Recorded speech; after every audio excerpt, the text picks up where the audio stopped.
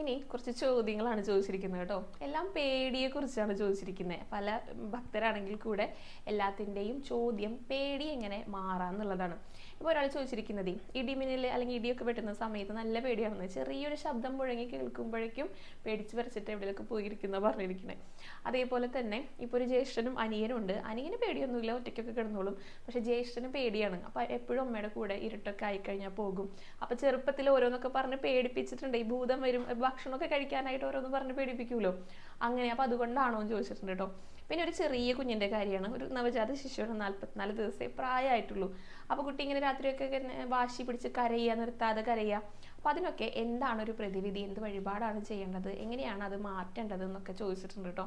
അപ്പോൾ ഇതിനെല്ലാം ഒരു ഉത്തരം എന്ന് പറയുന്നത് നാമം ജപിക്കുക എന്നുള്ളതാണ്.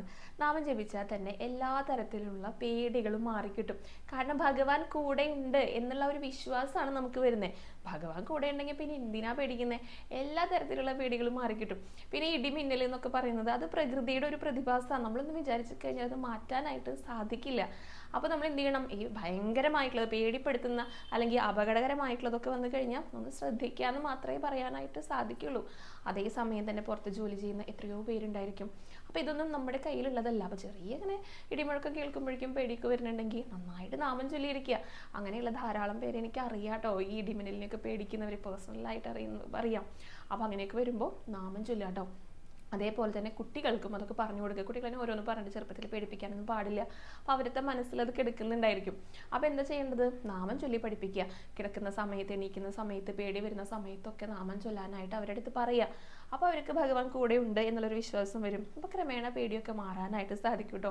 പിന്നെ ചെറിയ കുട്ടികളൊക്കെ ആകുമ്പോഴേ, ഇപ്പം നവജാത ശിശുക്കളാണെങ്കിൽ അവരുടെ ബുദ്ധിമുട്ടുകൾ എന്താണെന്ന് നമുക്ക് പറയാനായിട്ട് സാധിക്കില്ല. അവർക്ക് ശാരീരികമായിട്ട് പല ബുദ്ധിമുട്ടുകളും ഉണ്ടായിരിക്കും. ഇപ്പോൾ ഗ്യാസിൻ്റെ പ്രശ്നം ഉണ്ടായിരിക്കും, അല്ലെങ്കിൽ വയറുവേദന ഉണ്ടായിരിക്കും. അപ്പോൾ ഏതെങ്കിലും തരത്തിലുള്ള അലർജി, ഇപ്പോൾ പൗഡർ, നാപ്കിനൊക്കെ യൂസ് ചെയ്യുമ്പോൾ അലർജി, ഇതൊക്കെ അവരെ ബുദ്ധിമുട്ടിക്കുന്ന കാര്യങ്ങളാണ്.